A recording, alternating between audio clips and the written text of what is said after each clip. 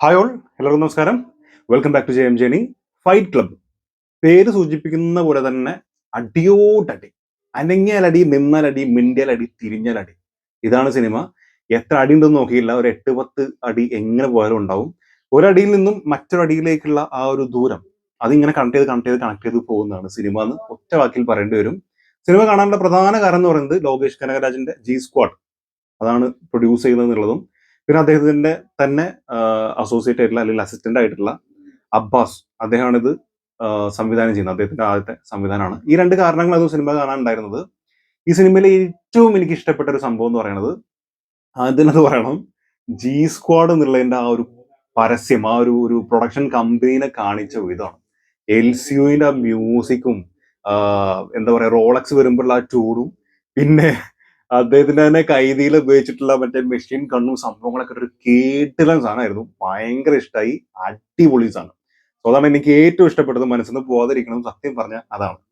അതിനുശേഷം സിനിമയിലേക്ക് വരുമ്പോൾ ഈ പറഞ്ഞ പോലെ മെയിൻ അട്രാക്ഷൻ എന്ന് പറയുന്നത് മേക്കിംഗ് സ്റ്റൈലാണ്.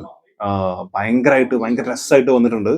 പിന്നെ പറയേണ്ടത് ഈ ഒരു സിനിമയിലെ ഓരോ അടീന്റെയും എന്താ പറയാ സ്റ്റൈല്, ആ ഒരു ക്യാമറ ഉപയോഗിച്ചിരിക്കുന്ന സ്റ്റൈൽ എന്ന് പറയുന്നത് ഭയങ്കര രസമാണ്. എസ്പെഷ്യലി ക്ലൈമാക്സിലെ ഫൈറ്റ് ഒക്കെ അടിപൊളി. ചില ട്രാൻസ്ഫോർമേഷൻ ഒക്കെ ഉണ്ട്. അവിടുത്തെ ആ ക്യാമറ ആംഗിൾ തന്നെ അടിപൊളിയാണ്.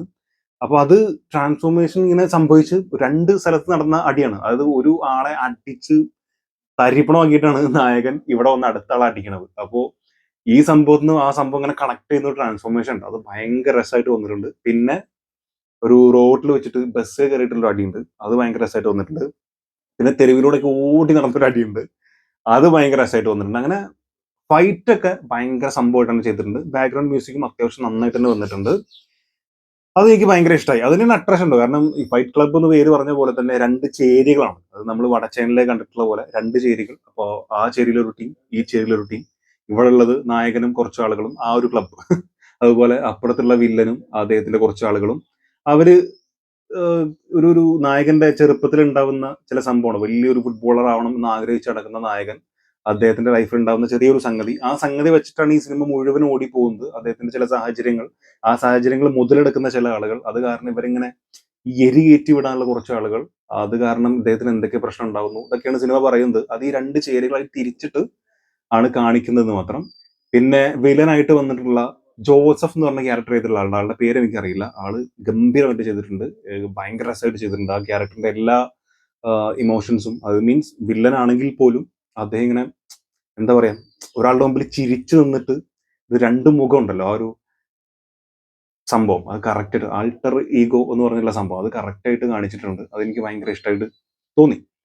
പിന്നെ പറയേണ്ടത്, ഇതിലൊരു പ്രണയമുണ്ട്. ലോകേഷിന്റെ സിനിമയിൽ തീർച്ചയായിട്ടും നമുക്ക് കാണാൻ സാധിക്കാത്തൊരു കാര്യമാണ് പ്രണയം. ഇതിൽ പ്രണയം വളരെ നന്നായിട്ട് പറഞ്ഞിട്ടുണ്ട്. പക്ഷെ കുറേ സ്ഥലങ്ങളിൽ നമുക്ക് പ്രേമത്തിലെ ആ ചുരുണ്ട മുടിയുള്ള അവരുടെ പേരെന്തായിരുന്നു, അവിടെ പിന്നാലെ നമ്മുടെ നിവിൻ നടക്കുന്ന ആ ഒരു സംഭവം ഉണ്ട്. അതായിട്ട് കുറേ സ്ഥലങ്ങളിൽ ഫീലിംഗ് തോന്നി. പിന്നെ പ്രണയിക്കുന്ന നായിക ഒരു മലയാളിയാണ്. അതുകൊണ്ട് നല്ലൊരു മലയാള സോങ് ഉണ്ട്. അത് ഭയങ്കര രസമുണ്ടായിരുന്നു. പിന്നെ നായിക മലയാളത്തിൽ പറയുന്ന ഒരു ഡയലോഗ് ഉണ്ടായത്, നീ +2 കഴിഞ്ഞിട്ട് വാ എന്നിട്ട് നോക്കാന്ന് പറയണതൊക്കെ, അതൊക്കെ മലയാളികളെ പിടിക്കാനുള്ള ലോകേഷിന്റെ ഐഡിയ ആയിട്ട് തന്നെയാണ് ഫീൽ ചെയ്തത്. കാരണം അദ്ദേഹത്തിന് എത്രമാത്രം ആരാധകർ മലയാളികൾ ഉണ്ട് എന്നുള്ളത് അദ്ദേഹത്തിന് തന്നെ അറിയാം. കാല് വരെ പൊട്ടി സ്ക്രാച്ച് ഒക്കെ ആയിട്ടാണ് പുള്ളിക്കാരൻ ഇവിടെ വന്നിട്ട് തിരിച്ചു പോയിട്ടുള്ളത്.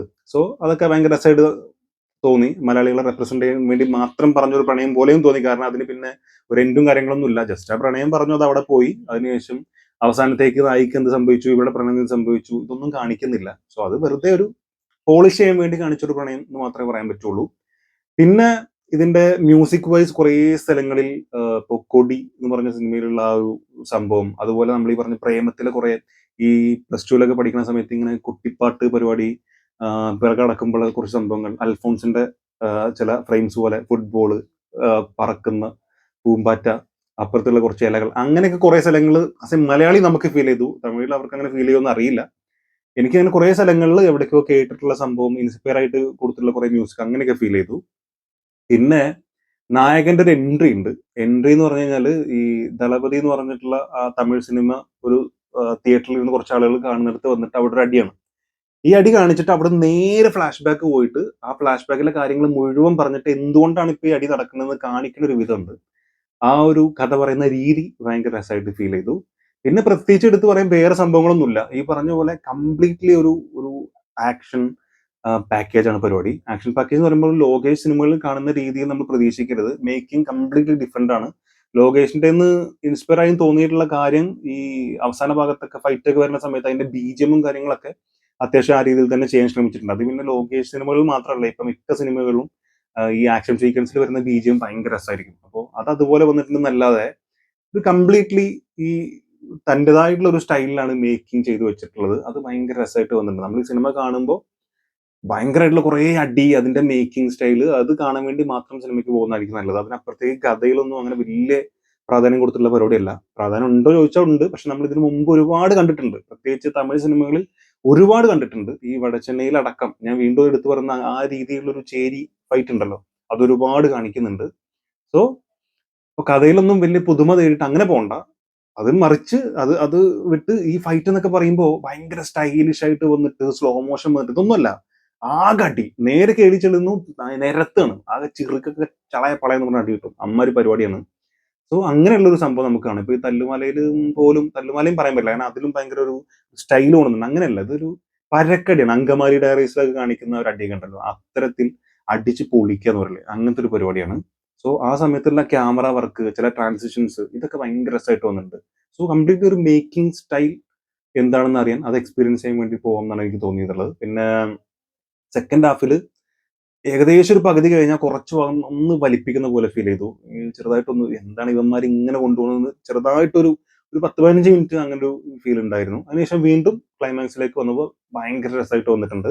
അത്രയും നേരം ആ പിടിച്ചു വെച്ചിട്ടുള്ള ആ ഒരു സംഭവം ഉണ്ടല്ലോ, അടിക്ക് അടിക്ക് അടിക്ക് എന്ന് പറഞ്ഞ സംഭവം, അത് ലാസ്റ്റ് നായകൻ ഒറ്റക്ക് നിന്നിട്ട് അടിച്ച് തീർക്കുമ്പോൾ അത് ഭയങ്കര രസമായിട്ട് വന്നിട്ടുണ്ട്. പിന്നെ നായകൻ തുടക്കത്തിൽ, ഈ സിനിമയുടെ തുടക്കത്തിൽ തന്നെ പറയുന്ന ഒരു സംഭവമുണ്ട്. നായകന്റെ ഫേസ് റിവീൽ ചെയ്യുന്നതിന് മുമ്പാണെന്നാണ് എനിക്ക് തോന്നുന്നത്. ആ സമയത്ത് തന്നെ പറയുന്ന ഒരു കാര്യമുണ്ട്. അതായത് ഈ അടി പിടി കച്ചറ ലഹരി പരിപാടികളൊക്കെ ഞാൻ ജനിക്കുന്നതിന് മുമ്പേ ഉണ്ട്. സോ ഞാൻ ഇനി ഇതൊക്കെ കൊണ്ടുവരുന്നത്, ഞാൻ ചത്തുപോയാലും ഞാൻ മരിച്ചു പോയാലും എന്റെ ശേഷവും ഇത് ഇവിടെ തന്നെ ഉണ്ടാവും എന്ന് പറയുന്നുണ്ട്. ആ സംഭവത്തിന്റെ പൊരുൾ കറക്റ്റ് ആയിട്ട് മനസ്സിലാക്കണം നമ്മള്. ഈ സിനിമ കഥ നമ്മുടെ മുമ്പിലേക്ക് പറഞ്ഞു തരുന്നുണ്ട്. അതായത് നമ്മളായിട്ട് വേണമെങ്കിൽ ഈ സംഭവത്തിൽ നിന്ന് മാറി നിന്ന് നല്ല രീതിയിലേക്ക് നല്ലൊരു ജീവിതം നയിച്ച് മുന്നോട്ട് പോകാം. അതല്ല നമ്മൾ ഈ അടിയും പിടിയും ഇതിൽ തന്നെ ഇങ്ങനെ പോകണമെങ്കിൽ നമ്മൾ അതിലേക്ക് തള്ളി വിടാൻ ആളുണ്ടാവും. അതുകൊണ്ട് നമുക്ക് നഷ്ടങ്ങൾ സംഭവിക്കും. നമുക്ക് ഒരിക്കലും അതിന് ഊരിപ്പോരാൻ കഴിയില്ല. ഈ ലഹരി ആണെങ്കിലും ശരി, ഈ അടിപിടി പരിപാടികൾ ആണെങ്കിലും ശരി. സോ അത് വ്യക്തമായിട്ട് സിനിമ ഏറ്റവും എൻഡിൽ കാണിച്ചിരുന്നുണ്ട്. കാരണം ഓരോ ആളുകൾക്കും വരുന്ന ചേഞ്ച് എന്താണ്, നായകൻ എന്തായി, വില്ലൻ എന്തായി, മറ്റാൾ എന്തായി എന്ന് പറഞ്ഞിട്ട് ഓരോന്ന് കാണിച്ചു തരുന്നുണ്ട്. ഇയാൾക്ക് ശേഷം അടുത്തൊരു തലമുറ ഇതിലേക്ക് പോകുന്നത് എങ്ങനെയാണെന്ന് കാണിച്ചു തരുന്നുണ്ട്.